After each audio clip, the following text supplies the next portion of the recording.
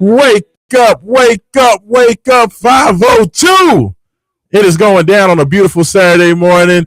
96.1 FM, 1450 AM, Big X Sports Radio. Raashaan Myers here in studio with the man, the myth, the legend himself, Mr. H to the Izzo, Haven Harrington, the architect himself. Haven, good morning. How you doing, sir? Man, good morning. How's it going? I like it, Haven. I like it, bringing the energy early. Haven, I'm angry. I'm mad. I'm frustrated. The Cleveland Cavaliers they did everything they could to try to ruin my Friday evening, Haven Harrington. First of all, why do you put so much stock in Cleveland? Like you of all people should know what is going to happen. Like you know playoff James Harden.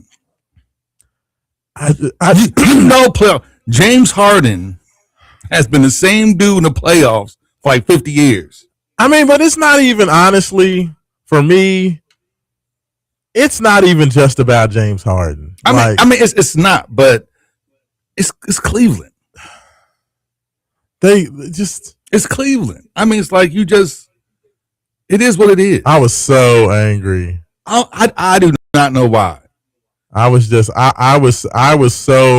just not irrationally upset, but that game last night, you have won 3 games in a row. You're Cleveland, okay? You go home, game 3 and game 4, win those 2 games to tie the series back at 2.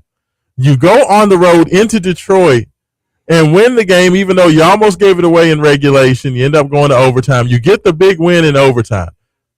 Okay, so you're going home with an opportunity to knock off the 1 seed, get Donovan Mitchell to his first conference finals, and at home, you get 20-piece. I mean, the cream rises to the top. It's just...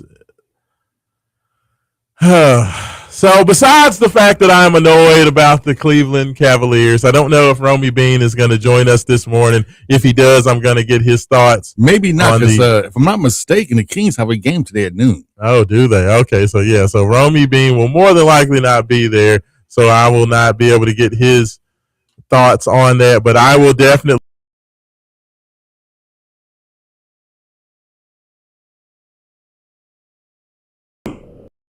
as well as the conversation Victor Wembanyama and crew get it done. At least one team that I wanted to see have success. Haven Harrington's doing what they're supposed to do. I mean, at least Cleveland made it this far. You got a bunch of first, second, and third year players that have more, but that's not fair, right? Because maturity and but physicality than like guys that's been in the league for 8 years. But that's not fair because like San Antonio has a system. Yeah. And they the culture, the Spurs they have a culture. system, they have a culture, and they draft players, they trade players to fit their system and culture, right? What kind of culture do they have in Cleveland? Losing. No, I'm just joking. It's not losing, but it's they've had one of the best records in the Eastern Conference the last 4 years since Donovan's been there. You know what? They're like the Dallas Cowboys of the NBA. Great regular season team, and they get to the playoffs and just fold like a cheap suit. Yeah.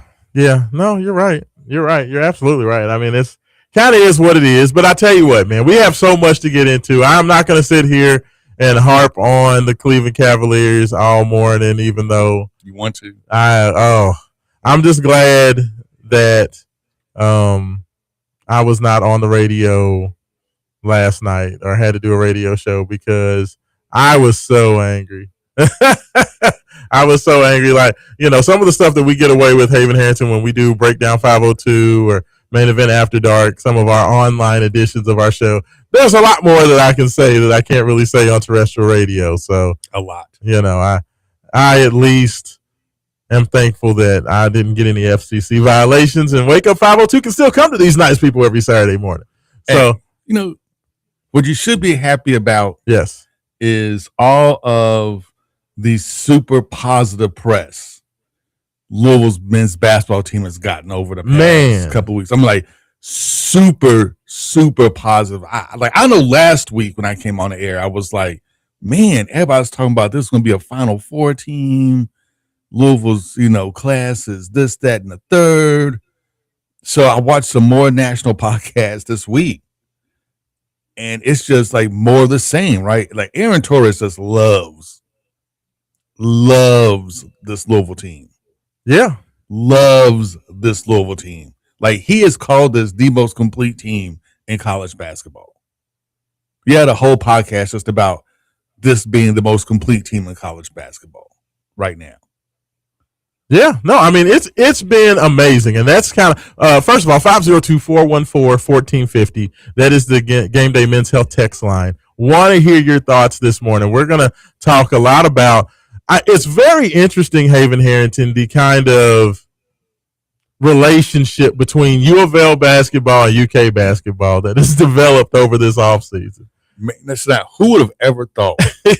Like literally, who would have ever thought that our trajectories would be reversed, right?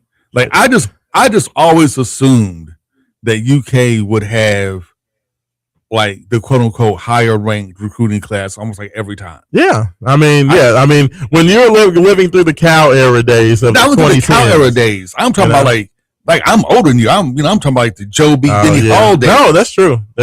Yeah, I'm going like way back. Like I started watching like Louisville basketball like in the 80s, like literally 1980. Like 79, 80 was when I really started paying attention. Yeah. So, yeah, the Joe B. Denny era. I mean, it was going all the way back, to your Mel Turpin and your Jenner Bell Mill. What's his name? Sam Bowie and Kenny Skywalker and yeah, like Louisville probably had the talent advantage in the 80s for the most part. But other than that era back in the 80s, you talk about the 70s, it was about even. The 90s, it was definitely Kentucky. And then since then, U of L's probably had the more talented team than Kentucky, probably I'd say three or four times.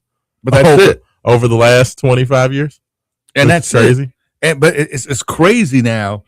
Now you have recruiting rankings and the portal and everything else. Just like, well, you heard what Dan Issel said, right? Did you hear what Dan Issel said? Oh, Dan Issel's been hating for a while. Dan Issel was being honest. They said, "What's the difference now? Why is Kentucky struggling, and why is Kentucky not just dominant the way they used to be?" And Dan just came out and said, "You know what? We can't cheat like we used to no more. Now everybody can pay players." There you go. Even though the Kentucky people, did not like that.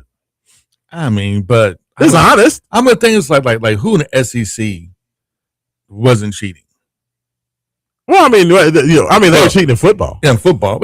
Same difference, though. You know what I'm saying? It's like, who wasn't? Like, everybody was paying players. And we all knew it. Kentucky been dropping bags for a long time. They just talked about John Wooden. Even back in the 60s, John Wooden was dropping bags. Yeah. How do you get all that talent? Well, like I said, man, there was that story about Moses Malone. Because Moses Malone did the straight from high school to the pros in the 70s. But Moses talked about the fact that when he was coming out of high school, that there was one school, I think it was Cincinnati, who was big at the time in basketball, said Cincinnati offered him like $200,000 to go to Cincinnati. In that era, that's crazy, right? That's like $1 million a day. Like, that's crazy. And that was always been my thing, was like, if Moses Malone, who he was the best player on the planet, he kind of came out with the same height LeBron did coming out of high school in the early 70s. But if Moses Malone was worth $200,000 in the 70s, what were players getting paid, in the 90s, early 2000s? All you gotta do is watch that. Dominique Wilkins. I know Georgia paid Dominique Wilkins to go there. Of course. Why would anybody go to Georgia? I don't care if you're from Georgia or not. It is what it is, but the portal has even some things up. But honestly, NIL, dude. The portal, NIL. But honestly though, if you really look at Kentucky's woes, you just have to look at the man at the top. Yeah, I mean, Pope just ain't getting it done because Kentucky has money. They do have money, and Kentucky has more money. But now everybody has money, though. Here's the thing: like everybody has money, but not everybody's willing to spend money just on basketball. It is crazy that with the fact that basketball. How much money Kentucky is spending. Like I know that this is the thing: is that Goose Givens, who's on the radio team, for UK athletics and specifically UK basketball, Goose Givens at the end of the year last year mentioned that UK was not going to be able to spend the way they did the previous year, and I think that's interesting because, of course, we all know what they said Kentucky spent on the roster. Did they spend $22 million? Who knows? A lot of Kentucky people say no, it didn't happen. Well, I bet they came close. But yeah, they definitely came close, and I feel like Goose said because Kentucky spent so much money and the season was pretty much an abject failure for what they spent on that roster. It wasn't a failure of a season, but when you spend $22 million, you expect at least an Elite Eight. It's a failure. Final Four. And they didn't come close to that. Like, they were very lucky. They needed an Otega Owe half-court bank shot to get out of the first round. So, it was definitely a failure based on what they spent. And Goose said because of the failure of that team, they were not going to have the type of pocketbook, open checkbook the way they did this past year. And to me personally, Haven, like, I can see it. And the problem is this: UK spent all that money and kind of kicked up their spending more than everybody else. They spent almost twice as much as every other school in college basketball last year. And the problem with that is you spent all that money, so now Kentucky boosters and things are like, hold on, man, like, let's back this down. Maybe we're gonna be in the $14 to $18 million range. But now, fast forward a year in NIL, what did Coach it's a Texas coach's name, Raashaan Myers. Raashaan Myers said that there's going to be 20 teams that spend over $20 million. And that's about right. I mean, I'm watching Field of 68, and they peg that, they're thinking that, like, there's at least 3 or 4 teams right now that would probably spend close to $20 million, with Louisville being one of them. Yeah. I mean, they said that they already had 4 or 5 teams that had already spent over there. And they said when it's all said and done, there's going to be more than likely about 18 to 20 teams that spent over $20 million. So while Kentucky spent their wad last year, and went way over and above last year, now their boosters are wanting to pull back when everybody else is moving forward. I think that does speak to a lot to reason why Providence has a better roster than Kentucky. St. John's has a better roster than Kentucky. I mean, but to me, it comes down to the head guy. Like, Pope just isn't getting it done. Yeah, I mean, it's definitely just not. No player is going to play for Pope and take a pay cut. No, I mean, they're not, and they're having to overpay players. Like, well, let me back that up. They're having to overpay for the top talent to come to Kentucky. I mean, hell, they had to overpay for mid talent to come last year. Yeah, and that's the top guy. That's Pope. That's all on Pope. I mean, Pope may be a decent coach as a head coach, X's and O's. Yes, he's okay. Yeah, he's good. Yeah, I mean, I give his credit. Like, I think he's really. But he's as recruiter, we're seeing now there's a lot to be desired. There is a whole lot to be desired as a recruiter, and it's showing up because now when money's even. And now it comes to personalities and what you can offer. I mean, Kentucky is one of the premier basketball programs in the country. And you cannot let all the top 20 talent leave. You have to grab at least 1 or 2 of those guys. And they all walked. That is unacceptable for Kentucky. I mean, they are a blue blood. They're right up there with Duke, North Carolina, Kansas, Kentucky. Am I wrong? No, you're right. I mean, and you have to grab of all the top 20 players, none of them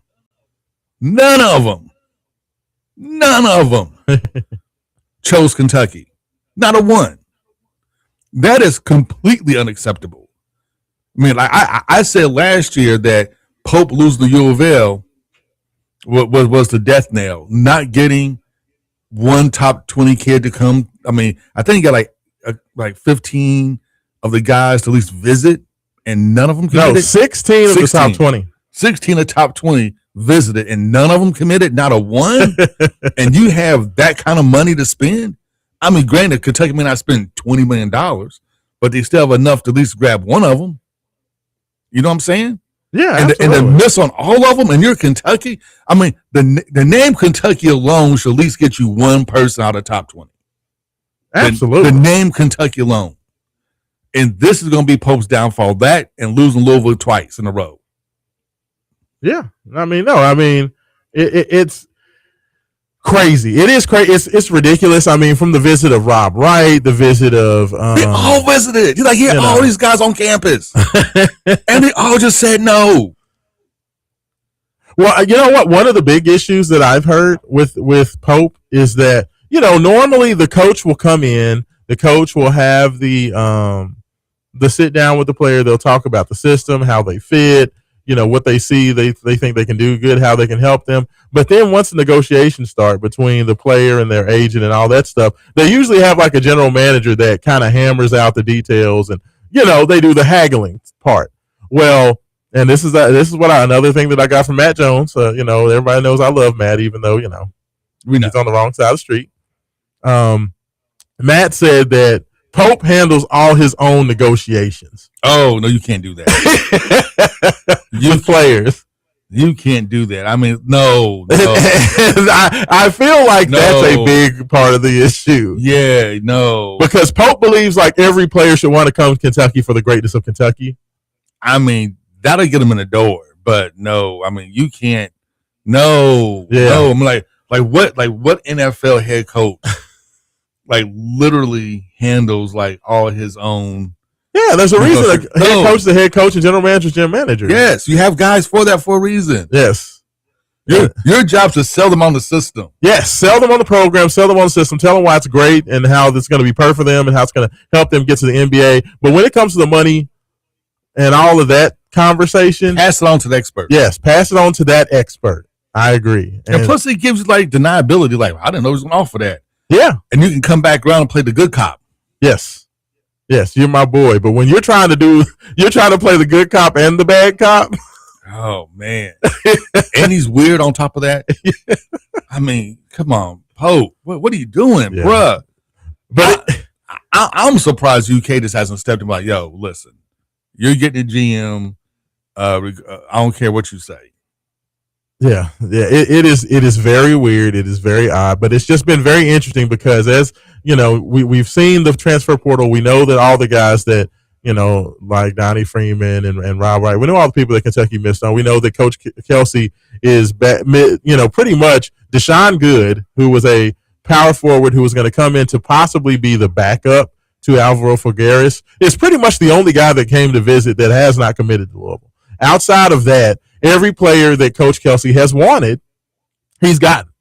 Some unbelievable batting average. Like, I think, Haven, in 3 years of visits for, let's see, hold on, I got somebody telling me that audio is sounding kind of funky on the air. So let's see if that helps for the people that are testing on YouTube. Like, we're good over the air, but I believe that there's something weird about the audio here, so you guys let me know if that's been fixed.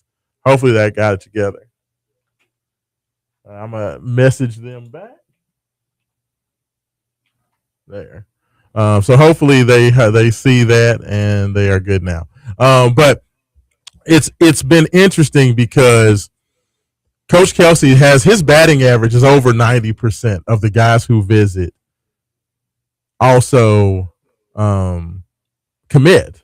You know, like nobody has the hit rate that high, especially not for guys that are highly coveted, you know? No, it's outstanding. But now Coach Kelsey is going to have the other issue, which is a good problem to have. But now it's going to be for Cardinal fans, you know, put up or shut up. It's expectation. Yeah, because like this is 2 years in a row we've had like a lot of hype on our class. Like last year's hype was the way the roster was constructed. You got the number one player in the class.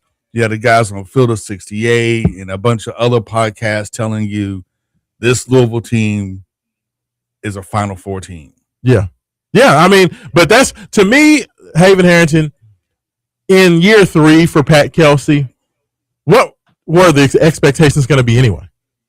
Oh, Final Four. That's what I'm saying. Yeah. So, like, at least Louisville is doing everything they can from a financial standpoint to say, you know what, we're going to make sure that we give you everything that you need. So much so that as I've been watching the NBA Combine this week, and I'll kind of get into some of the thoughts on that. We've, saw the Louisville guys go through it.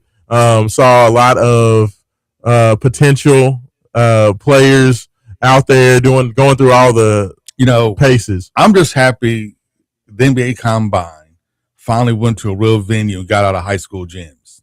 Yeah, no, it's cool. Like, they have a nice little setup in Chicago. Like I'm saying, I'm happy they finally took a page, because for years, we railed about the NBA Combine being. It wasn't a joke, but it looked like it was kind of like a joke, right? It was like some high school gym. Yeah. They had the little announcer sit there, like some folding table. No, NBA TV's production of it, the way they have the players, it's so much better. It's so much better. It's gotten a lot better. But what took them so long? What took them so long? Yeah. I'm like, the NFL has been dominating the combine. They did with production values and everything. I was like, what took them? Yeah, it definitely took the NBA a little while to catch up, because their combine just wasn't.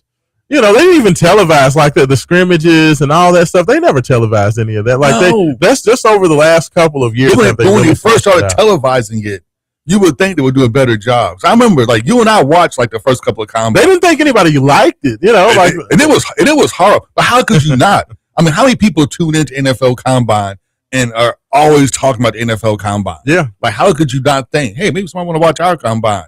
Because it was you have people doing dribbling drills on the same court they're trying to play, they're running half court and everything else, and it was just a chaotic mess. Yeah, no, it was definitely, because it feels like, I don't know how. I know the combine was structured. I know they get their weight, they get their length, measure them, wingspans, the vertical test. But I feel like all of that was just kind of a big jumbled mess before. And as far as a made-for-TV product, they didn't really know how they wanted to set it up. So it feels like the NBA, as they started to make it more of a televised television product, they wrapped it around. You know what I mean? That's almost the TV cameras came on before the NBA really organized how they wanted it to look. Because when nobody cared and nobody was looking, it feels like they just went to some, like you said, some high school gym in Chicago or in Indianapolis, wherever they were. It really looked bad, and just do all the testing. And it's they just kind of brought the cameras in, but it's no, you gotta, the NBA the NFL takes advantage of every opportunity to showcase their product, and everything is a top of the line experience. To the fact now you have 300,000 people descending on, was it Pittsburgh for the NFL draft? Yeah, that is crazy. Yeah, it's insane. That is crazy. 300,000 people. And the one in Nashville a couple years before, a couple 100,000, there's about 150,000 people. That is on a Thursday. Yeah. That is crazy. Yeah, it's unbelievable. It's unbelievable the way, everything comes together for the NFL. And I think that NBA is getting there, and it was very entertaining. A lot of the interviews and a lot of the stuff that we saw, they televised 2 days of live scrimmages between all the guys that were willing to get out there and play. So you basically get 4 full games of basically college all-star games, except it's not, it's not like an all-star game setting. They're not out there throwing lobs and everybody's dunking. It's real basketball. It's real basketball, and plus they got highlight videos of the players. Yes, so you show what they did in college, or even some of the European guys. You got footage of those guys. Yeah, which is nice, because I remember a couple of NBA drafts. They would draft all these European players that nobody knew who they were, and the best can find some grainy YouTube video of them in middle school. It's a lot more exposure now, especially now that the Europeans are coming overseas now to play in college before they go to the pros. So you definitely are getting a lot more exposure. I love it. I think basketball is in a great place. I think that the basketball is probably healthier than it has been in a long time. So super, super excited for that. And to that end, there's a European prospect, by way of a Big 12 program that is looking at both Kentucky and Louisville, and we're waiting to see where those decisions are going to be. There's a couple of guys that we're waiting to see what they're going to do with their NBA Combine future. I want to get Haven's thoughts on that and much, much more. You are listening to Wake Up 502. Raashaan Myers, Haven Harrington, Big X Sports Radio, and we'll be back in just a second.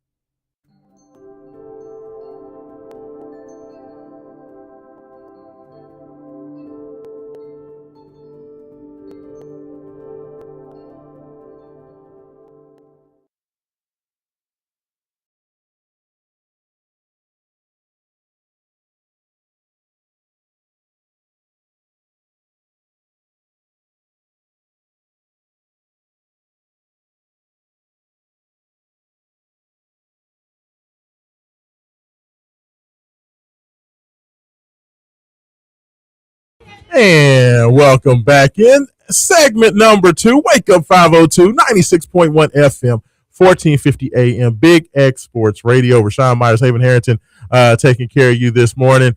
Haven Harrington, we were talking about everything going on up in, at the NBA Combine. We're talking about all the guys doing their thing. Michael Brown Jr. went out there. He got measured, got the wingspan taken care of. His measurements came back pretty strong.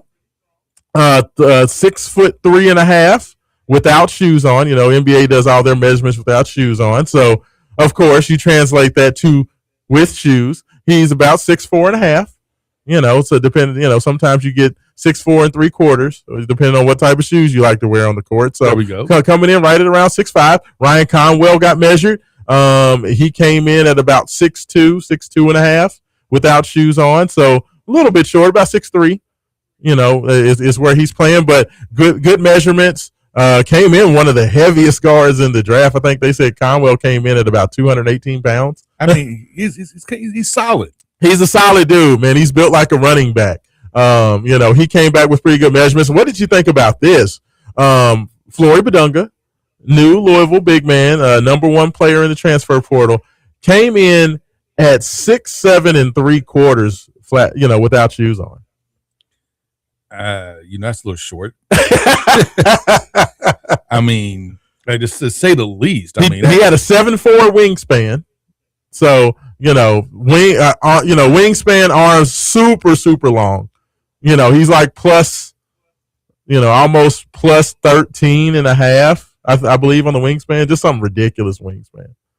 But, or not 13.5, 6.5, plus 6.5, plus 7.5, something like that on the wingspan. But what do you think about that? Like that was a point of conversation where people were trying to talk bad about Flory, saying that, that's not big enough. Like, are you okay with that? I mean, it's not as an NBA prospect, just speaking of as far as for Louisville, because there was a lot of people talking smack about that. It depends on how he used his lack of size or lack of height and how he plays in our system, right? Because, there's been short guys before that have played very physical, played down low, and able to ball out. DeJuan Blair for Pittsburgh comes to mind. I mean, DeJuan Blair was like, what, 6'3.5", 6'4"? Yeah. It was like solid, and he put when Louisville played Pittsburgh, and he gave us everything we wanted. Earl Clark wanted nothing to do with DeJuan Blair, and Earl Clark had a good, 4 inches on him and could do nothing with them. Yeah. I mean, and I can understand from a NBA perspective, people are going to look at that. But Flory Badunga, last year at Kansas, at this 6'7 3/4, which puts him right at, 6'9" with shoes on. Mm-hmm. In last year in the Big 12, 13 points. He was giving you 6 rebounds, 2.5 blocks, 1.5 assists, and was Big 12 Defensive Player of the Year. I mean, first team All Big 12, and more than likely is going to be a first team All American. I mean, this is the same thing like with NFL Combine, how they complain about Bain, who came out of Miami with, because he had short arms. Yeah, and there's no way because defensive end is supposed to be like at least 6'4", 6'5", with extra long arms. He has these short, Tyrannosaurus Rex arms apparently when they measured him. But if you look at his production, who cares? Look what he did on the field against the best talent in college football. He was dominant in literally almost every game he played in against every offensive lineman. Even some offensive linemen they were drafted very highly in the draft. So, a lot of times, yes, you may not have the physical measurements, but sometimes it's just about, hey, what's your motor like? How do you play? As a Louisville fan, I looked at it like this, Haven Harrington. I know what Flory Badunga was as a basketball player at Kansas, and you give me that at Louisville. I'm good with it. You're good. You know what I mean? It's about your motor. It's about how you play. Yes. It's about, yes, you may not be the tallest, but how to use the height that you have. Hey, guess what? Muggsy Bogues had a long NBA career. Montrezl Harrell came in 6'6" without shoes on. And he was a dominant NBA player for years. Won Sixth Man of the Year. Like I said, Muggsy Bogues was 5. They say he's 5'4", but he was 5'3 3/4". I mean, and had a long NBA career. Yeah, so but I do feel like, honestly, Haven, the reason that I was not mad about those measurements is because selfishly, as a Louisville fan, those measurements will keep him in college. Oh yeah, definitely. Those measurements will keep him in college. And he was actually at the combine talking very glowingly about what Louisville's putting together. Said Louisville's putting together a super team for next year. He would tell anybody who would listen. So, yeah, I mean that to me is not a big deal at all. If anything, that actually works in Louisville's favor that Floyd Badunga is 6'7" 3/4 without shoes on. My question for you is: yes, looking at how well Michael Brown Jr. did in the combine. Yes, great in shooting drills. How much does that make you just? Is there a tinge of question in the back of your mind saying that he may have been able to play? But decided to put everything on the shelf for the NBA. It's not even a twinge of thought that he could have played. I fully believe that he could have played. And how much does it bother you that he didn't? As a Louisville fan, you want your best players to be out there. And do I think that if Michael's out there, Louisville beats Michigan State? Absolutely. I think Louisville's a Sweet 16 team. They reach their expectation if Michael's able to play. But I also understand why he didn't play. And I understand the stance of his family and of his team, that they did not want to take a chance on him having a setback with the NBA Combine and everything else upcoming, because honestly, I don't think that his family expected the elevation and the rise of Kingston Flemings, the elevation and the rise of Keaton Wagler, a kid who came out and wasn't even ranked in the top 150 prospects coming out of high school. And he has an amazing season with Illinois. They didn't expect the rise of Darius Acuff to become the SEC Player of the Year and lead Arkansas the way they did. That's 3 point guards that Michael Brown was seen as the best point guard in the class. And because these other guys had such a great season, it was a mix of, okay, Michael's back has been bothering him, but then also you have these other 3 guys that have had amazing years. If you bring back Michael before he's 100% and he puts more bad film out there, it could hurt his draft stock. So I understand. Like, it may be frustrating as a Louisville fan because he was definitely, he said he could, didn't want to be out there till he was 100%. He was probably 90%, but 90% ain't 100%. And I understand it. I feel like they did not want to take the chance on him putting more bad film out there. Like, what did you think about? Like, I understand it. I'm okay with it. Do you at least understand the reasoning behind it? I mean, I completely get why he did it. I mean, if that was my son, I probably told him to do the same thing. Honestly. I mean, you talk about a guy who came into the season, people were talking about him being right there. They said it was basically AJ Dabonsa, Darren Peterson, Michael Brown. That's where they came into the season. But you got to look, by February, Michael Brown's name had fallen out of the top 10. They were talking about Michael maybe going 11, 12, 13, 14. Yeah. So he had lost He lost quite a bit. I mean, but he was a freshman, still kind of learning how to play college ball at this level. Yes. And he showed flashes of greatness. But you never got to see that sustained greatness. One, because the injuries kind of kept him out the rotation. Yes. Kind of slowed down his ability to practice. More importantly, it slowed down his ability just to play in games and build that chemistry up. Missing that month and a half between December and January killed him. Yeah, I mean, because that honestly, Michael came out and was playing better than Darius Acuff to start the year. But what you saw was this: Darius Acuff got comfortable in December and started to stack those games on top of one another. Was the same time that Michael, after the Indiana game, magically announces he's not going to be able to play against Tennessee, and we don't see him. And Acuff, continues to elevate because he's playing every game. Michael sits out, so by the time Michael gets back, now he's pressing. He's trying to make up for lost time. He's still not gotten necessarily comfortable with the speed of the game and his flow in the offense and playing with his teammates. And it just never really got put all together, Mm-hmm. And, to those guys' credit, it's not the fault of Darius Acuff. It's not the fault of Keaton Wagler or Kingston Flemings. Like, those guys just had great seasons. They had great seasons, and they played on good teams, and they got to show what they could do. Now, But for Louisville fans, I can see why that they have these mixed feelings about Michael Brown Jr. because that was a complete woulda, shoulda, coulda season. Yeah. You know what I'm saying? Like, it's like if he never got hurt and was healthy and could play, would he have elevated his game? Would he have been, consistent, a consistently great player? And you saw how much better, especially like at the beginning of the season, once you started getting the flow of the game, you can see him get better. Once you start to learn the players around him, like what they like, what they didn't like, where to give him the ball, where not to give him the ball. I mean, Louisville's offense was completely different with him in there. And this easily would have been a Sweet 16 team if he would have played. Absolutely. No, I think that if you have a healthy Michael Brown Jr. all year, Louisville is no doubt a Sweet 16 Elite 8 team. Easy. I agree with you. I think they would have been there. And that's why it's like I understand what happened. It's tough luck. It sucks. But I don't hold it against the young man. I thought that Louisville showed up and they, after Coach Kelsey took a very long time to adjust, he finally adjusted the team to doing what they needed to do to be as successful as they can. So I'm not mad at it. It wasn't a good season. It wasn't an outstanding season. It was just all right. Well, and this season, I think hopefully showed Kelsey a couple of things. One, you need more than one point guard on your roster.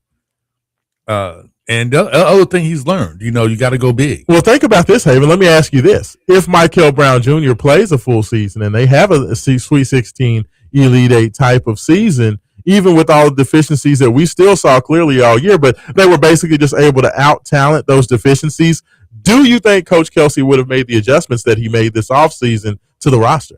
I don't think he makes the adjustments to the extent that he made this year. I totally agree. I think he still makes adjustments, but not to the extent, because like if you look at last year's roster should have been way more competitive, even without Michael Brown, than what it was. Yes. It should have been way more competitive.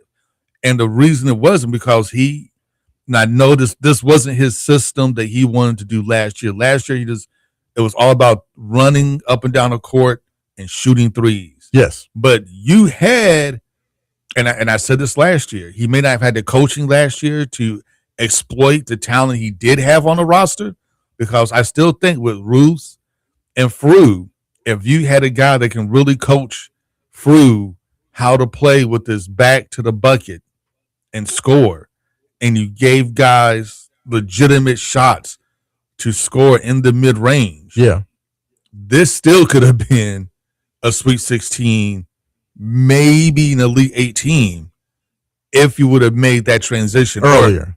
Yeah, absolutely. No, I totally agree with you. And it's funny because I personally think that in the long term, we may look back at the fact that Louisville wasn't able to just have a healthy Michael and kind of overshoot where they should have been because of the talent, because of the shooting, the abilities of Ryan Conwell, Michael, Isaac Vanilli, and others, that Louisville long term may be better off because of the struggles that they had this year. And, the first, evidence of that is this roster that Coach Kelsey has put together. To me, it's for 2026, 2027. It's a change on the coaching staff. It's most important. Oh, I think it's both. No, I totally agree with that. But bringing in John Andershek, bringing in Eric Dixon, bringing in those two guys, defensive-minded guys. Andershek, a guy with championship pedigree, understands how to help put together a championship roster, specializes in big men.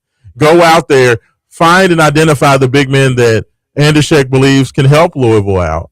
Coach Kelsey, find those guys, identify those guys, and close on them. And to me, it's interesting to think about, but I do believe that Louisville's in a better place now, partly because of the struggles that they had this year. And sometimes you have to go through a little bit of pain to ultimately get where you need to. Because last year, it became painfully obvious that, yes, you may have put the greatest three-point shooting team in Louisville's history together, but it was painfully obvious. You get a big physical team, you had nothing. Yeah. And when you looked at the Final Four, you looked at the Elite 8, looked at the national championship game, it was big bully ball all the way through. Yeah.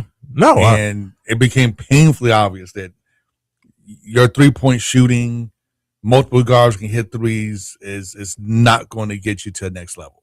No, I totally agree. 502-414-1450. That is the Game Day Men's Health text line. We'll definitely be reading your text. We do have a couple of comments coming in on X and YouTube. Actually, we have questions or comments on both. Joe Wilson messages on X. He says Charles Jones was a 6'8" center at Louisville and absolutely battled some of the greatest college centers during his time at U of L. Absolutely. I mean, Louisville's been the team where, undersized post players and undersized big men have been like a big hallmark. I mean, yes, you had Felton Spencer. Yes, you had Purvis Ellison. But, over the expanse, you've had guys like Ellis Miles, guys like, Charles Jones, Luke Whitehead. You had, the McCray brothers, even though, Rodney was more of the guy because Scooter got hurt. Rodney was kind of manning the inside for a while there. So, Louisville's definitely been the team that's had undersized, more athletic guys, guys like Alex Sanders, go through Troy Smith, think through all the centers over the years. Louisville's had a lot of more undersized guys that have shown up and shown out. So, yeah, me having a 6'8" center at Louisville that's just uber athletic, long, gives great effort. That sounds like Louisville basketball, but the thing that I love about it is that the guys that Louisville put around Floyd Badunga, who's already the best big man in college basketball, they put a lot of size, they put a lot of athleticism, they put a lot of length around him. So not only do you have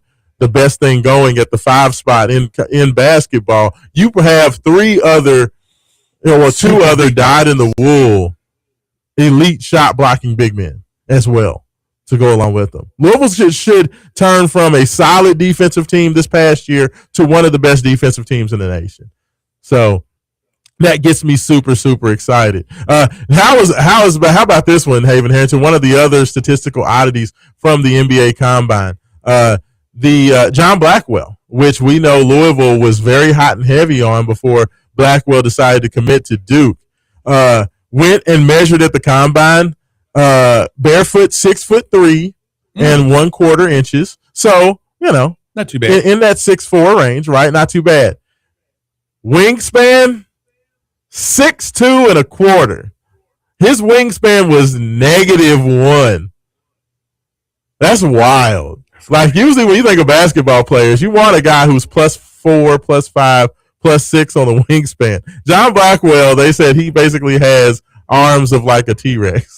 Nah. So I thought that was just kind of one of the interesting statistical anomalies. He played pretty well in the pickup, though. Not as well as Ryan Conwell, hey, that brother, let me tell you something, Haven Harrington. Ryan Conwell, they played the scrimmages Wednesday and Thursday. Ryan Conwell made himself some money. Yes. He balled out of control. I mean, measured well, played well, showed his point guard skills off in the first game. He had like 8 assists in the first game. Second game, Haven Harrington scores 21 points, 5 of 8 shooting from 3-point range. Like, Ryan Conwell solidified himself as a second-round draftee. Like, I feel easy. I think that he's going to be a guy that you see probably go in the first 10 picks of the second round, be one of those guaranteed contract guys, that's going to come in. Like, he played very, very well. And, of course, the big man that everybody's waiting to see what's going to happen and is on the tips of the tongues of both Louisville and Kentucky fans after Jeff Goodman's comments, Milan Momcilovic, the big man from Iowa State, 6'8", best shooter in college basketball, shot almost 49% from 3 last year for Iowa State on a team that made it to the Sweet 16 before losing to Tennessee. Volume 3-point shooter. Yes, high volume shooting darn near 50% is crazy, especially at his size. Milan Momcilovic, basically Jeff Goodman, Kentucky's been linked with Momcilovic for a while, or at least the last couple of weeks, and I've seen Kentucky posts talking about Momcilovic being favored to go to Kentucky. Well, Jeff Goodman came out this week, Haven Harrison, and said that right now it looks to be Kentucky, Louisville, and St. John's. We've heard those 3 teams before. Coach Pitino, in there, Coach Kelsey in there, and poor Mark Pope just looking to win one recruiting battle. Well, from what Goodman says, Haven Harrington, he said if Momcilovic right now was to decide, he says that he would think that Louisville would be the favorite.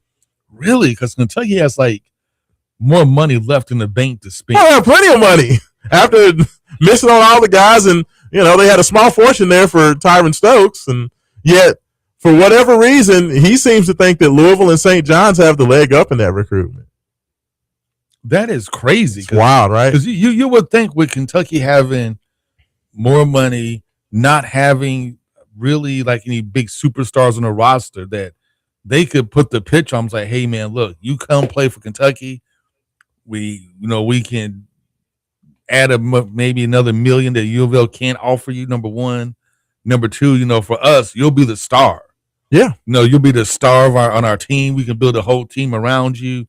You can be our guy. Like, hey, let's make it happen.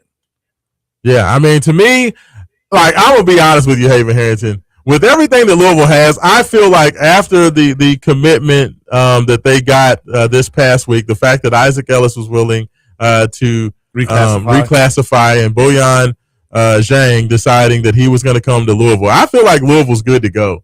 But if Milan just wants to come to Louisville, I'll take him. I don't think Louisville needs him. I mean, but if you just want to take another guy that's going to be a preseason All-American and he wants to play there, you don't say no. Kelsey is never going to turn down a 3-point shooter. Never going to turn down a 3-point shooter. Crazy. Well, it's definitely something to watch and see. Guys don't have to make their decision on whether they're coming back or staying in the NBA draft until May 24th. May 27th. So we still have a little bit more time. But just something to keep an eye on. Milan Momcilovic, we're keeping an eye on you. We're also keeping an eye on whoever's coming in next. 502-414-1450. Game Day Men's Health text line. 502-384-1450. Call your law office hotline. This is Raashaan Myers, Haven Harrington. Wake up 502, and we'll be back with hour number 2.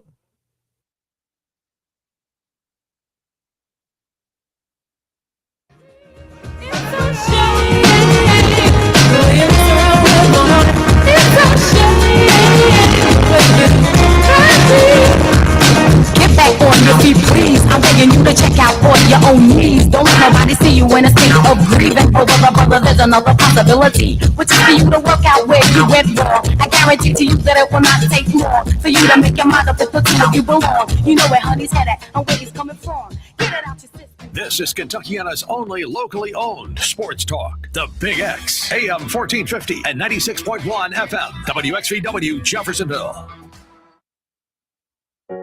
At the IHSAA, we're proud to have partners who share our vision of building a strong Indiana. I'm Commissioner Paul Neidig. And I'm Raphael.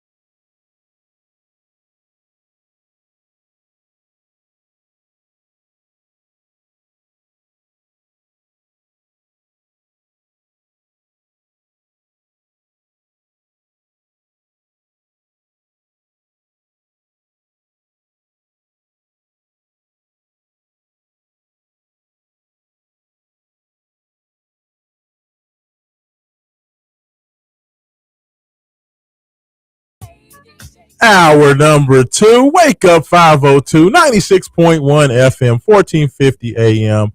Big X Sports Radio. Raashaan Myers, Haven Harrington, coming to you live from the palatial studios of WXVW, Big X Sports Radio. Haven Harrington, I tell you what, man, it's been so much happening. You got the NBA playoffs going on. You have the NFL announcing their who's going overseas to play. Who's going. Do you like all these overseas games and these games in France and these games in South America? Like, do you like that the NFL goes to all these places and, has all these games all around the globe? I mean, I get it. I get it. Trying to get an international market.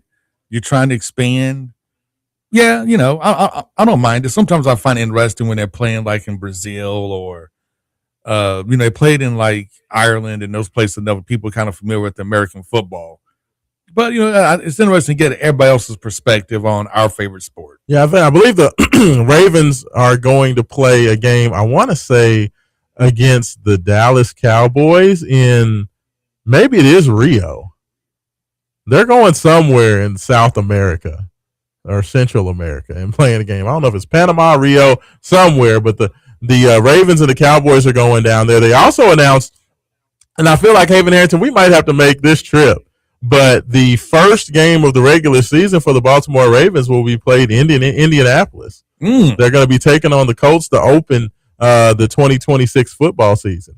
So like that feels almost like a road trip. It does sound like a road trip. I mean, there's going to be a lot of nice road trips. You got, Louisville football kicking off the season in Nashville. Yeah. Versus Ole Miss. So there's going to be a couple opportunities to see some teams with local interest. There's a lot of people hating on the Ravens, though.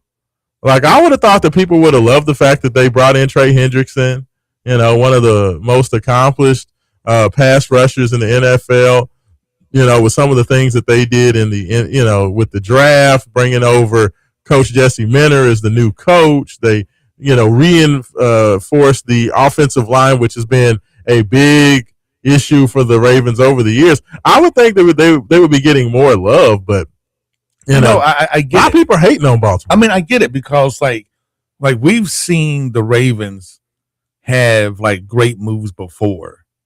And what we thought were like, okay, they finally fixed the wide receiver situation. Yes, they're going to take like another turn. And then they don't, right? And then say, oh my God, they added, one of the best running backs ever in the NFL to the roster. So now they got this elite running game. And then you play the Chiefs. And the Chiefs have a okay running defense. And you throw the ball 50 times instead. I mean, it's just, you keep seeing the Ravens making moves on a roster you think is, okay, this is it. We finally did it. And then it just never comes to fruition. So the Ravens are, in those put up or shut up. Yes, okay, you got rid of your coach. Great. You added some offensive line. Great. You added some more pass rush. Great. But we still don't have faith in you to make a good playoff run because you still haven't shown us that. And that's where people are. It's like me and the Dallas Cowboys, right? I'm a Cowboys fan. And I'll be the first person to admit I'm a Cowboys fan, and you know this better than anybody. Yeah, you are the most realistic Cowboys fan in the world. You're I'm harsh about your own team. I'm like, I don't care what you do in the regular season. Show me what you're going to do in the playoffs. Yeah. So I've seen Dallas have the number one defense in the NFL get to the playoffs and give up 34 points, right? They've had the number one offense in the NFL and can't score more than 20 points in their first playoff game and lose. Like, we've seen this before. We've seen this off and on before from the Cowboys. So now I'm a JD Cowboys fan. I don't care who they draft. I don't care who they add. I don't care how great their draft was. Show me. Yeah, and that's where I'm with the Ravens. You're definitely the most realistic fan. And to me, I am one of those people that I believe that John Harbaugh absolutely held back the Ravens a lot of the time with some of his decision making, the lack of discipline, kind of some of the same issues I have with Kenny Atkinson and the Cleveland Cavaliers. Just to be a professional franchise, to make the mistakes that they make, to make the decisions that they make. The fact that you only give the ball to Derrick Henry 5 times in the playoff game against the Kansas City Chiefs at home when the Kansas City Chiefs have had one of the worst run defenses in the NFL all year. How do you do that? I mean, it's like everybody has ran all over the Kansas City. Like, you don't need to throw the ball. You don't need to prove Lamar is a better. And it was all about proving Lamar was a better quarterback than Patrick. It was ridiculous. But it was ridiculous. Only thing you proved was Holmgren was a better coach than you. Yes, literally. That's all you proved, that Holmgren was a better coach, because Andy Reid, another fat guy. I said Holmgren. Where you get Holmgren from? I know Mike Holmgren's wild. I know, right? So Andy Reid, man, just prove that. Bigger guys, mustache. They both have mustache. Yeah, they look the same. You just prove that Andy Reid's just a much better coach than you are, because like you had everything you need. You could just ran the ball like 50 times and won the game. Like 6. It's just ridiculous. Like the Ravens this has been the Ravens. So like that, to me, bringing in Jesse Minter, the fact that you're bringing in a defensive head coach that understands how to get it. I mean, the Ravens have had all the defensive talent in the world, but they've not been disciplined and they've not been structured well defensively. That they have, never put any focus on the offensive line. They finally did that. I just love where the Ravens are at. And they have one of the easiest. They said that the Ravens have the third easiest schedule in the NFL this upcoming year. They are favored in 14 of their 17 games. That's crazy this year. So, I like where they're at. But I tell you what, let's go ahead, go to the Call Your Law Office hotline. We got our man, one of the best to ever do it in the city of Louisville. We got Jay Haas on the line. Jay Haas, good morning. How you doing, brother? Good morning, Raashaan Myers and Harrington. Good morning. Good morning. Good morning. So, Jay, what you got for me this morning? How you feeling? Louisville basketball making moves. We got guys at the NBA Combine. We got Louisville, Kentucky fighting for recruits. What you got for me? Yeah, Raashaan, Coach Kelsey is still doing what he's doing. And they still have a lot of NIL money. And they keep trying to create more aid for Easter, man. And it's certain what is going on right now with Raashaan Myers is that they're trying to get the kid from Iowa State. Either he's going into the draft or either he's going to go back for another year in college, basketball. I don't know. But I was told yesterday that Kelsey can give him whatever. Yeah. You might want to hit the silent on that phone. Yeah, they're just calling like crazy. You have Jay over there with the $6 million man tape. Right. But no, Jay, you're absolutely right. I mean, it's been crazy what Louisville's been able to do. They got the commitment from Boyan Jang last week. They got the announcement that Isaac Ellis was going to be coming back for reclassifying and coming into the class of 2026. What do you think about Milan Momcilovic? A big guy, shoots the three, best three-point shooter in college basketball this past season. Do you think Louisville needs him? Like, to me, I was telling Haven, I was like, I feel like Louisville doesn't even really need him, but I guess I'll take him. I want him. I want him, boy, like alligator, crocodile going at it. I want it. You just want everybody, huh? Man, I want that big boy, 6'9", 6'10", 245. Yeah, about at least shooter in college basketball last year. Yeah. Man, why not get nobody? Why not? You got the money for him. They loaded. I mean to tell you, I heard it from a great source. Louisville was loaded on NIL basketball. Well, I'll tell you what, if they do land Milan Momcilovic, I've said continually that Louisville, there was a lot of Kentucky fans that tried to say that Louisville has spent over $30 million and they spent all this money. First of all, that's false. Louisville has barely spent 20, they may have, with the Boyan Jang and Isaac Ellis decisions, they may have just now reached the $20 million plateau with those two players. But they have not spent more than the $22 million that Kentucky had last year. Now, I will tell you, if they get Milan Momcilovic, then I feel like, they probably go over that $22 million mark. But they have not been there as of yet. But no, I'm excited about it. So Jay, with everything as it stands right now, man, how are you feeling about the team? What are your expectations?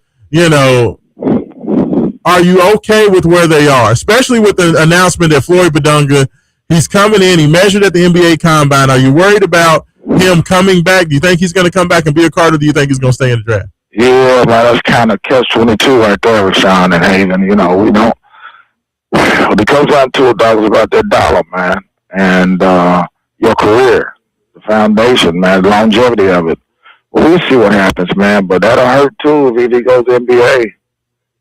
Yeah. I don't think he will. I think, especially with his measurements right now, they said the latest mock draft from one of the draft experts, Floyd Badunga, wasn't even shown as a listed draft pick. So, you know, I think his height has really hurt him a lot, like Montrezl Harrell, because you remember Montrezl Harrell only measured a 6'6", and he ended up going kind of mid-late second round, and of course he ended up turning into a really good pro. But I think that the height definitely hurts him. I don't think necessarily we have anything to worry about. I think that they'll be fine. But what else you got for us, Jay, before we get you out of here? Man, I look at the Louisville softball team. The baseball team, just playing, and Louisville Sports is playing all season long, man. And I'm getting ready for one of my bucket lists. Okay. Oh, what's that? I'm going down to Tennessee for the football game. Labor Day weekend, and then I'm gonna try to go to Kansas and Louisville, and one of my bucket lists is there with Raashaan Myers. Yeah, absolutely. Louisville and Kansas. I cannot wait for that game. Allen Fieldhouse. I would absolutely love to get to Allen Fieldhouse, be there, see the place where, Naismith coached, and, there's so many great, basketball, just all-timers came through there. I would love it. That's where Wilt Chamberlain played at. I would just love to see Allen Fieldhouse. So, yeah, I definitely want to make that happen for sure, Jay. Let's do it. I love it. And I'm excited about Labor Day weekend, trying to do something on Broadway down in Nashville for the football game and the volleyball. The little girl volleyball team plays Texas down there, I think at 11 or noon that afternoon. And trying to do something to one of them bars and have the sports show. We're going to have a sports show live and direct. I like it. I like it. So definitely continue to follow everything going on, wakeup502.com. Follow me at Raashaan, Raashaan. Follow Haven Harrington at ME Sports as well, just to keep up with that. But yeah, Jay, we got a whole lot of things upcoming. This summer is going to go by quickly. I think that it will be announced at some point that Louisville's going to play do some sort of overseas trip. This summer. I don't know when or where that's going to be, but I expect with the NCAA changing the rules that teams are allowed to play overseas games every year now, that every big-time team, every power conference team is going to try to take advantage of that. So we may see some teams doing some group kind of exhibitions or make some travels to play maybe some pro teams in South America, European pro teams. Maybe Canadian pro teams. We'll see what happens with that. But I do expect that that's going to be announced. So, honestly, it's going to be year-round, fellas. You got the NBA playoffs going on. You're going to have NBA Summer League. You're going to have college basketball, overseas trips. And then guess what? By the time we're into that, Haven Harrington, it's time for NFL preseason. Happens quick. Raashaan, and closing remarks, Haven and Raashaan, what was playing in Las Vegas for the college basketball kind of tournament they created. Yeah, the Players Era tournament. Good God Almighty. Yeah. Anyway, man, it's always a pleasure talking to one of the baddest sports shows, the baddest guys in the game, Raashaan Myers and Haven Harrington, and R. Kelly, man. Keep up the good work. Hey, I appreciate it, Jay Haas. Thank you so much. Thanks for calling in. There we go. Jay Haas checking in with us this morning. Super appreciative of him. He's excited, Haven here. He's ready to get to this basketball season. He's talking about Kansas. He's talking about Players Era tournament.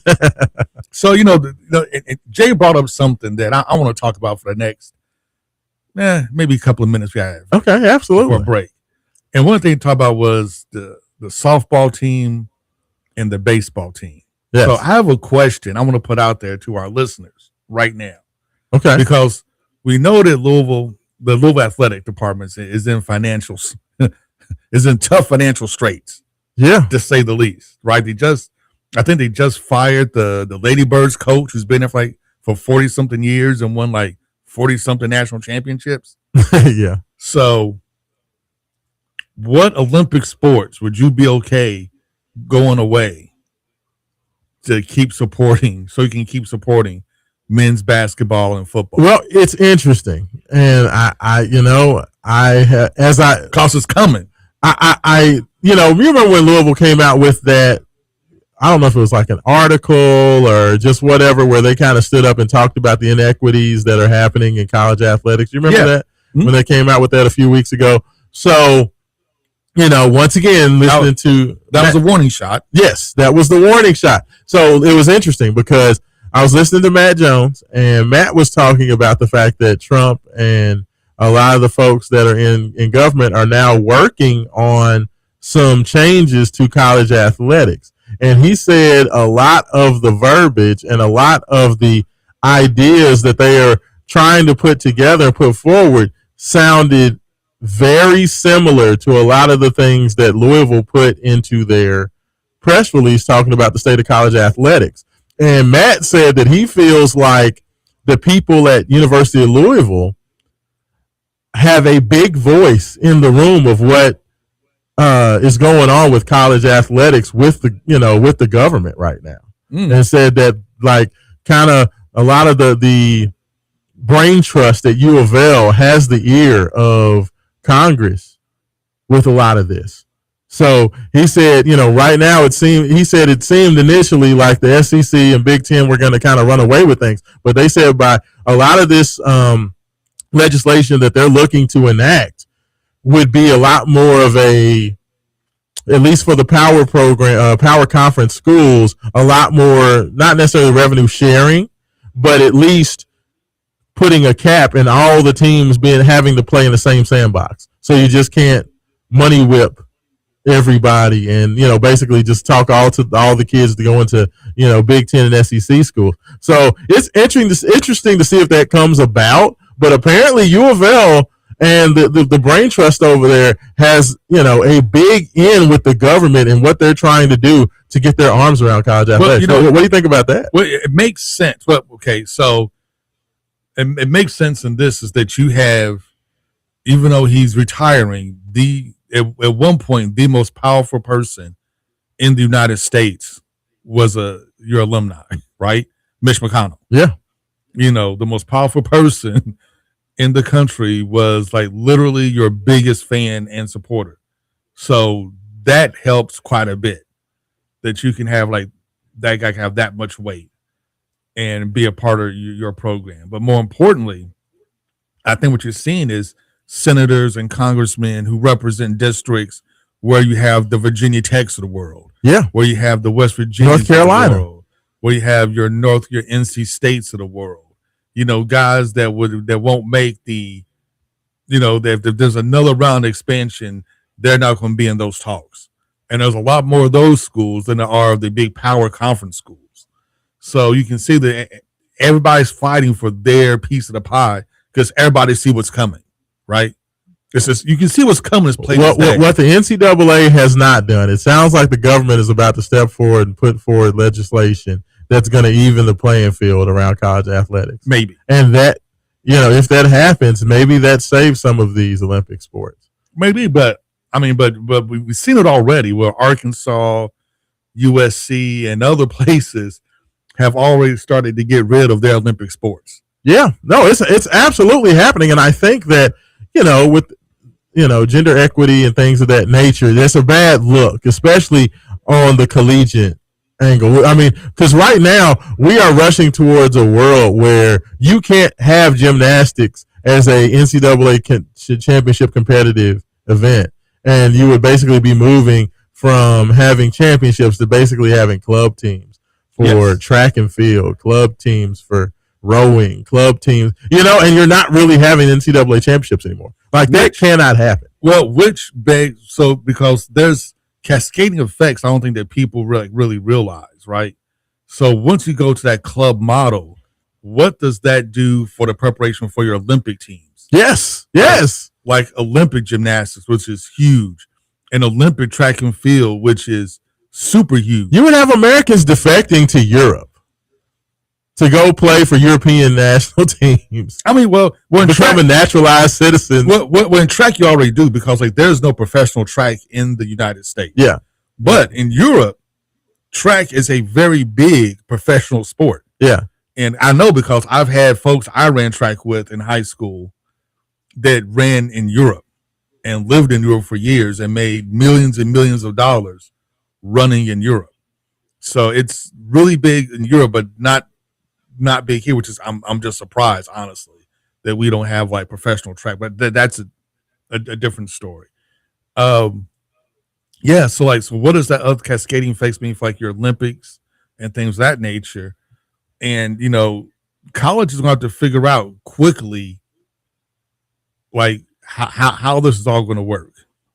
Yeah. No, I mean it's definitely a lot of questions that have to be answered. And I think that it's just interesting to see some of the moves that they're doing to try to save college athletics, because we talked about it, Haven Harrington, when the first when conference realignment first started and started to get out of hand. We talked about this being a death knell, especially for the Olympic sports, because it just didn't make any sense for your baseball team. It doesn't make any sense for USC to have to fly to Piscataway, New Jersey. Exactly. To play a game. Especially not for Olympic sports. If football wants to do that, if basketball wants to do that, the money's there, fine. But for like your rowing team, yes. No, it makes no sense. I mean, because I've ridden flights with like the women's, like Louisville's women's like volleyball team. Yeah. These guys taking Breeze and Spirit Airlines because you can't afford to take the private jets that the basketball and football team take, the chartered planes and whatnot. And it gets to be just too expensive. And I'm interested to see like how all this is just going to just fall.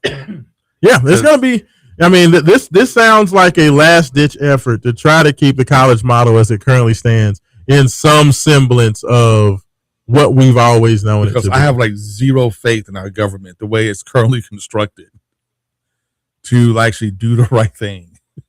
I mean, so we'll see. They've shown the NCAA has not been willing to do anything. Like it took U of L putting out this big statement and putting a lot of focus on the situation to even get the government really in gear. And it now sounds like Louisville is helping to create legislation, which is wild for me to think about. But somebody needed to step up, and I'm glad to see that the University of Louisville is doing it. There's a lot of smart people over there at U of L that can help get this thing, at least the ones to the left, on track. Yeah, but fair. But I tell you what, let's go ahead. Let's hit this last break. When we come back on this, we have a lot of you guys texts coming in. 502-414-1450. That is the Game Day Men's Health text line. Would love to hear from you. Get those texts in. If you're on X, watching on YouTube, Facebook, get your messages in there. We got a bunch to read, Haven Harrington, so we'll go through those when we get back. You are listening to Wake Up 502. Raashaan Myers, Haven Harrington, and we'll be back on the Big X.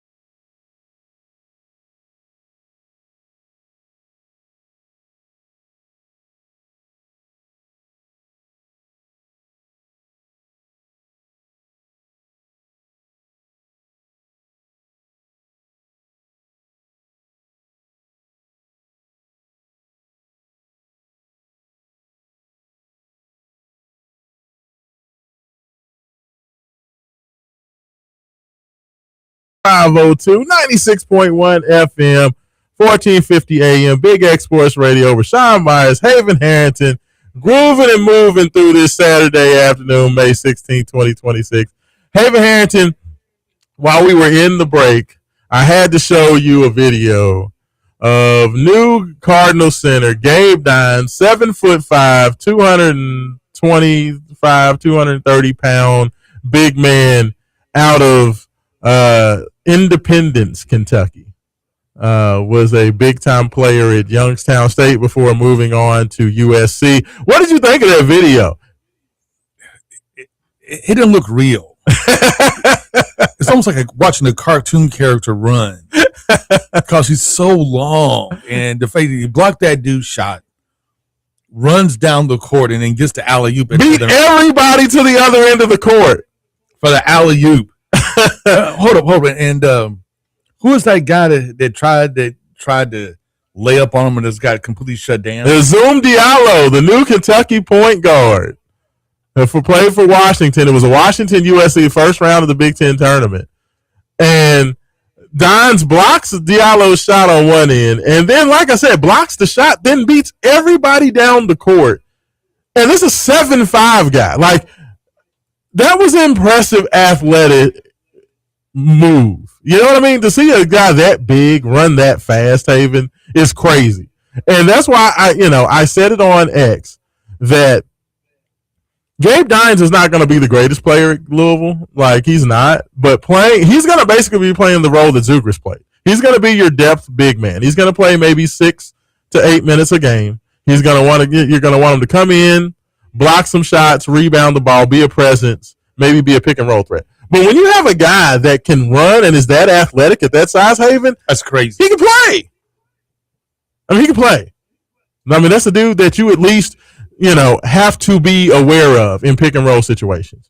Because if you don't check him rolling to the rim, he's going to dunk the ball on you. So, to me, it'll be interesting to see how Coach Kelsey employs all those guys. But I thought that was super impressive. And that came on the heels of Kentucky fans sharing a video, Haven Harrington, of Zoom Diallo in playing pickup out on the West Coast, scoring, making some nice moves going to the basket against, future Cardinal Jackson Shellstad. Mm-hmm. And the interesting thing about that video was Kentucky fans said, oh my God, Zoom Diallo's just killing Jackson Shellstad. That's going to be all day when Kentucky meets Louisville. All day, he's just going to destroy Shellstad. And the one thing I wanted to remind Kentucky fans of, because of course they're not keeping up with the ins and outs of Louisville recruits. Do they want to talk smack when they have the opportunity? Yes. But the one thing that I wanted to remind them of, Jackson Shellstad is coming off hand surgery. He's not been playing basketball. He's, been starting to do some things in terms of 5-on-0, doing some shooting drills, doing some things like that. But he's not been playing basketball because he had the hand surgery. He tore ligaments in his hand, which is what put him out after 15 games at Oregon. So Shellstad is just now getting back on the court. So while, yes, Zoom Diallo's big physical point guard, we know he's a big, strong guy going to the rim. We know that Jackson Shellstad is probably 6'1", 190 pounds. But just calm down a little bit. The dude, it is what it is. It's a run with a bunch of guys in T-shirts and shorts. There's no structure. There's no nothing. Like, just calm down, Kentucky. But that's been the funniest thing, Haven, this offseason, because Kentucky's been having the struggles that they have. Anything that's positive for Kentucky or any possibility that something good is going to happen for Kentucky, they're going like way overboard. Like, how many Kentucky videos and breakdowns I've seen with them already counting Milan Momcilovic in their lineup and talking about how great Kentucky is going to be with him. When he's not committed yet. They'll probably play double. I'm sure they offered him like double. Absolutely. Whatever St. John's Louisville offers, you just double it. Well, and what's interesting about Milan, when they talked to him about, making his future decision, first of all, he said that all he's looking for is a guarantee. While most college kids are looking for top 20 guarantees, because if you aren't outside the top 20 and you're an elite prospect like Flory Badunga, you're going to make more money going to college than you are as the 27th pick in the NBA first round. Easily. Right? It's crazy to say, but that's where we are now. Milan said, all he's looking for is a guarantee. He said he doesn't even care if it's early second round, mid second round. As long as an NBA team is willing to guarantee him, he's fine staying in the NBA draft. He sounds like a dude that's like tired of college. Like he just is like, if you give me a guarantee, I'm not coming back. So like to me, when I hear him say that, I personally don't think Milan Momcilovic is coming back to college. Just because if he's happy and fine being a second round pick, then I see some team with a guy with that size and that shooting ability being willing to say, we'll give you a guarantee, 2-year guarantee. Especially with NBA just being such a 3-point shooting heavy league. Yeah. I mean, I'm sure he's probably, he's from Europe, so I'm sure he's used to more of the, club system where you're not going to class. All you're doing is lifting weights, playing basketball, doing basketball related things. If you're in college, you still got to at least do online courses and, keep up with your coursework and all that stuff. Maybe he's just ready to get back to being a pro basketball player, But I just thought that was very, very interesting. But, the Louisville fans or Kentucky fans, like, I don't think Milan Momcilovic is coming back. But the other part of it is, Haven Harrington, with him saying that the money really doesn't matter, he just wants the guarantee or he wants to play for a really good college team. If you come back to college, with what Kentucky has on the roster, especially with the fact that Malachi Marino is a legit threat now, apparently, to stay in the NBA draft. Like, do you really want to go to Kentucky and have to deal with all of that? Especially with the possibility of Moreno not coming back and UK not having that great of a roster. Do you want to put yourself in the middle of that? Maybe not, but stranger things have happened. For that type of money. I mean, for the money they're going to offer him, it's going to be more than what he was going to make. Tyron Stokes money, probably. Yes, and it's going to be more than he would make on his NBA contract. And he can still go to NBA next year. And even though it may not be guaranteed, he have money in the bank. So he could ride it out. You never know. I mean, you just really never know. Because you don't know, like you said, if he's going to get that guaranteed contract or not. It's interesting. I mean, he seems like a different guy. Like, to me, people were freaking out about Floyd Badunga. But basically, when Floyd Badunga asked about the stay in the draft versus, go conversation, all he said was, I'm looking for good feedback from an NBA team. And if I can get good feedback and I'm happy with it, then I would stay in the draft. Like, everybody's like, oh my God, he's not coming back to Louisville. I'm like, I didn't really get that. All I got was a guy who said, like every player, like if you're going through the combine, you're going through the workouts, you put your name in there. Obviously, you want to play in the NBA. And everybody's looking for good feedback to hear so that they know that they can stay in the draft. Like, I didn't really take it as he's saying that he doesn't want to go to college. He's, No, he's just saying that I'm just going to weigh my options and just see where I stand. So I didn't really have an issue with it. From everything that I understand, U of L people are not worried about Badunga staying in there. They believe that he'll be back. So I'm not worried about it. They're not worried about it. I think that, as I said right now, Flory at best is more than likely going to be a mid-second round to undrafted free agent. So, especially with what he's going to make next year, I think that, Louisville's definitely the better option. And like I said, the way he was speaking at the combine about the fact that Louisville's trying to put together this super team, and which I'm sure was probably a nod to the fact that they're recruiting Momcilovic, who was also there at the NBA combine, that there's probably a little bit of recruiting going on there as well to say, hey, you're going to be a first-team All-American. I'm going to be a first-team All-American. Why don't we both be first-team All-Americans together at Louisville? Which I like, once again, I will reiterate the fact that I don't feel like Louisville needs that, but hey, the more the merrier. Yeah, if they want to play, they can play. 502-414-1450. That is the Game Day Men's Health text line. Going to read some of your texts there. We also got them coming in on YouTube and X. So I want to get through all these comments before we get out of here, Haven Harrington. First text of the day says, good morning, Wake Up 502. Main event, the primaries culture. Don't forget to vote for my brother Carl Price for county attorney. May 19th. There we Tuesday. Go. Upcoming. And he said, question number 1. He says, what does Haven think about the NFL schedule with the Ravens and Bengals on New Year's Eve? Do you believe in the Bengals? Do you think that the Bengals will be any better I think they went out and got Sexy Dexter Lawrence. They traded for an elite pass rushing defensive tackle. The Bengals defense has been horrendous over the last 2-3 years. Horrendous. So does Sexy Dexy make a difference for the Bengals? Do you believe in him now? Yeah, I think it makes a big difference, but I'm not sure it makes a big enough difference. Okay. But you know what? The Ravens, Bengals, that's going to be a primetime matchup regardless, especially in this area. Yeah. So, hey, put it on New Year's. Hey, why not? I like it. He said second comment was, of course, they did make the announcement that Russ Smith has now taken over. Mr. and Mr. Smith Bourbon has taken over the Louisville TBT team. So Russ Smith is going to be running that. He's going to be coaching that. And he made mention, Haven Harrington, that he was going to look to get a lot of the COVID era players on the team, because they didn't really get the opportunity to play in front of, legit U of L crowds and get the U of L experience, which I thought was interesting. Plus, it gives them the opportunity to get younger, because one of the issues with Louisville TBT is they got a bunch of old crows out there.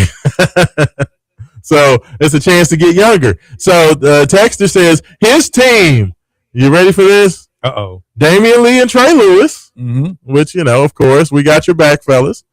Rain Smith. Okay. Kelsey guy. Sidney Curry. Big Sid, one of the fan favorites from the, Kenny Payne era. In end of coach, what's his name? The bald head guy, Chris Mack, thank you. Lord. See, like it's been forever. Chris Mack. Sam Williamson. I don't know about Sam. Forgot about Sam. I know. Jared West. Little point guard, transfer from Marshall. Dwayne Sutton, which I feel like people would love to see Dwayne Sutton come back, Louisville boy. Stephen Enoch. That's another Chris Mack guy, big man. Ryan McMahon. Everybody loves a shooter. They'd give you two shooters. You have Rain Smith and Ryan McMahon. You got some shooting. And Quinn Slazinski, who played on the TBT last year and played pretty well for the Ville. What do you think about that team? If those guys were in basketball shape, yeah. All those guys are still playing pro ball. I mean, Rain Smith is tearing it up apparently in Australia. Really? Yeah, he had like 50 some odd points the other day. He hit like 12 threes. That's crazy. In a recent game. So, yeah, Rain Smith is playing really well. I don't know if Ryan McMahon is still playing basketball. I keep hearing people talk about Ryan. I don't think, all the rest of those guys I'm pretty sure are still playing basketball, but I don't think that Ryan McMahon is playing ball. But we'll see. And he said it may be two OGs from the Patino era to end off that roster. I don't know. We'll see. I mean, to me, it's interesting that the TBT is I don't know. I always find the TBT interesting because it seems like it does well in Louisville and Kentucky. Yeah, but I'm not sure if it's as big everywhere else as it is here. You know what I'm saying? Well, I mean, no. I mean, it's definitely for sure. I mean, Ohio State has a big following for their team. You have Boeheim's Army with the Syracuse alumni team.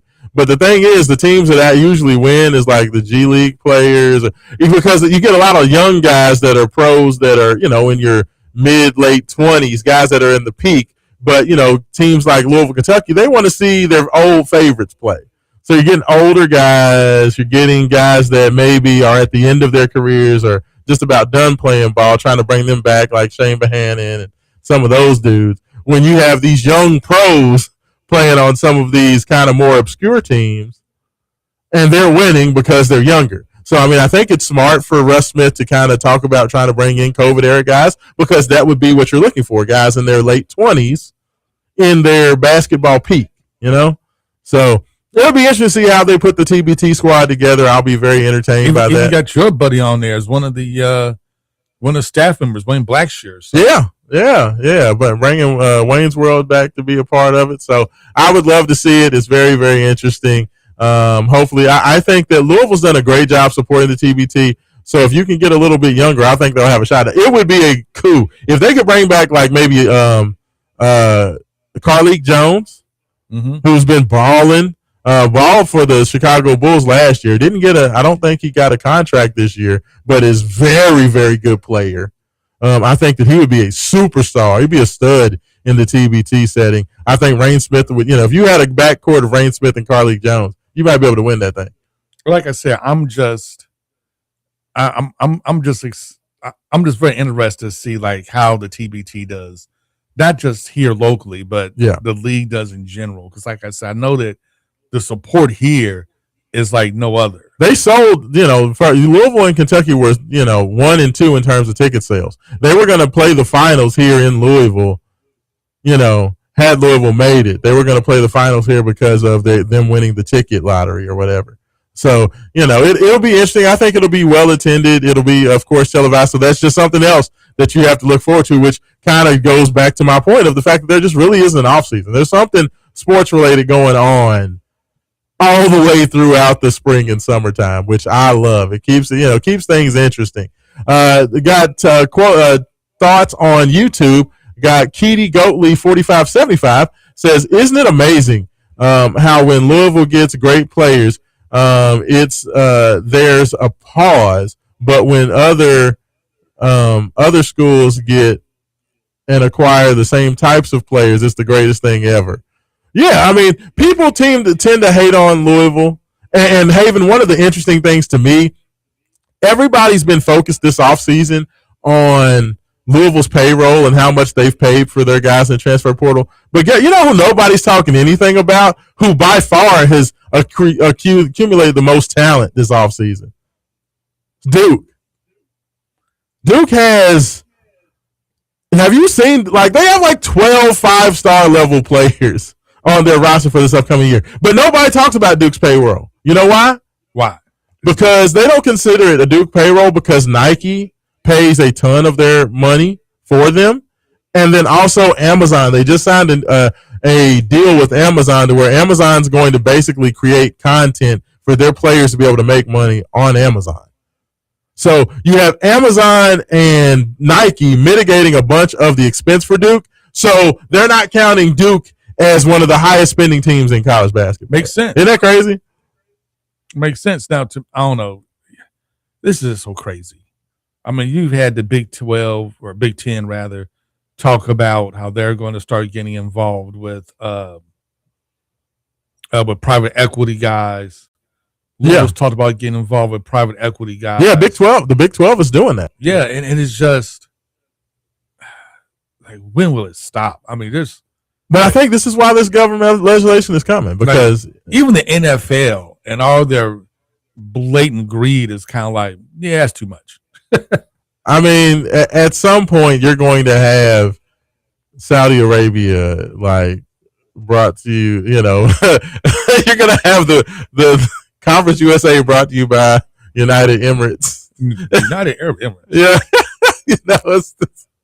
that's the way things are going. And I think that's what it's going to be. It's going to be things like, we're about to watch your Louisville Cardinals or your Louisville Papa John Cardinals going against your, Kentucky Fifth Third Bank Wildcats. Yeah, right. All the teams going to just be named after I'm pretty sure it's going to happen. We'll start having logos on the chest of company logos on the chest, and things of that nature.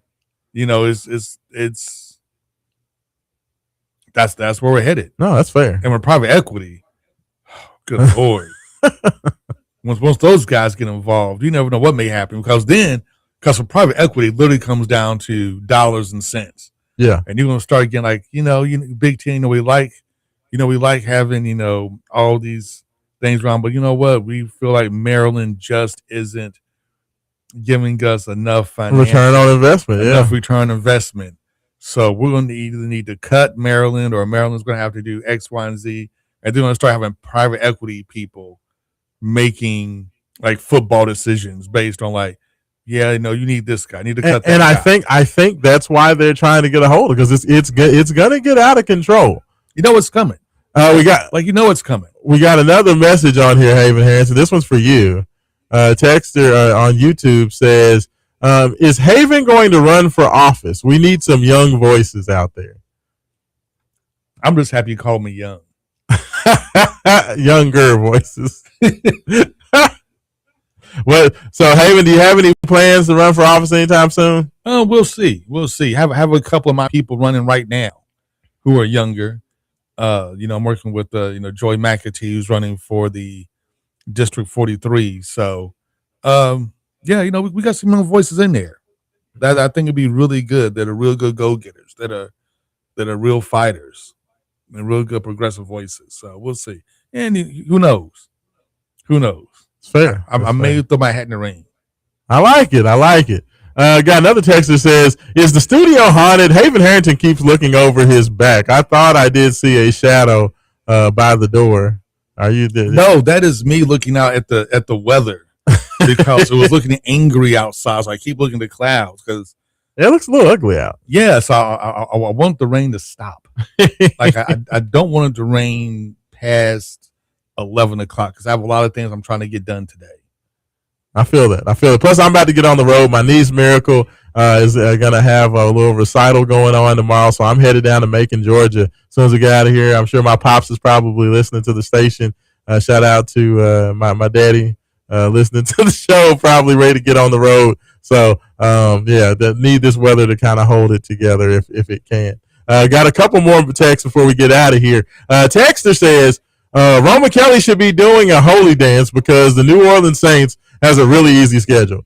Yeah, the Saints also have a very manageable schedule. Tyler Shuck, in his second voyage through this thing, they went out there. They got one of the best wide receivers in the draft. I think the Saints are in line to kind of make the next step up. They got some good defensive additions to the team as well through the NFL draft. I like the Saints, Haven Harrington. I think that especially playing in the NFC South. Yeah. When your competition is the Falcons and the Panthers. Wait, you know what? Penix has made a full recovery, so he'll be back. Yeah, well, we'll see. We'll see what that gets you. We'll see what that gets you. I like where the Saints sit right now. To me, I feel like Shuck is ready to kind of take that next step and become, Saints can maybe push for a division crown. Yeah. In his second year. I like that. Looks like as far as our online comments, last one says, I don't think it's safe to go to bars and hanging out around Nashville right now. They down there wilding out. You all might get gerrymandered. I mean, hey, that's hilarious. We got to get down there, man. Yeah,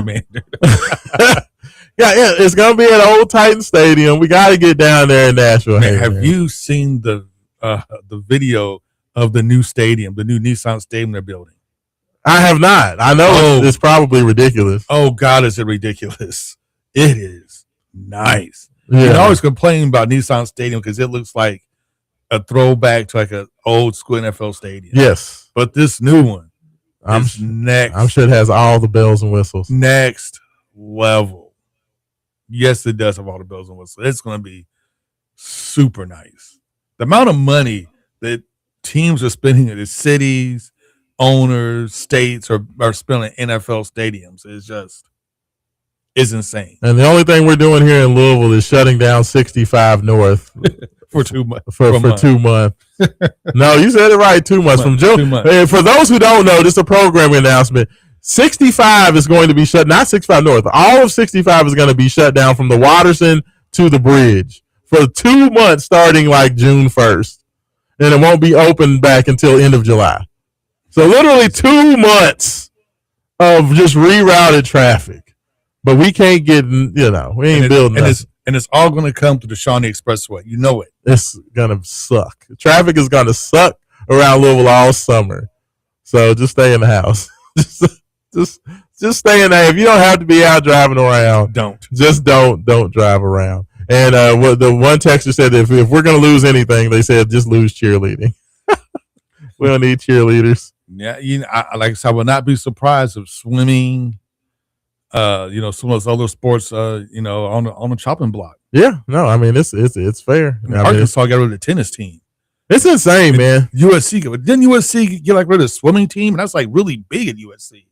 And they were like, "Nah, bro, No, I mean, we can't afford it. Everything's on the chopping block. Everything is absolutely on the chopping block. But Haven, we need to get on out of here. Appreciate you this morning, brother. Thanks everybody for checking in. This is Raashaan Myers for Haven Harrington. And you know what? We're going to go old school. Like we always used to say, without struggle, there is no progress. Hey, peace, y'all. Have a good one, man.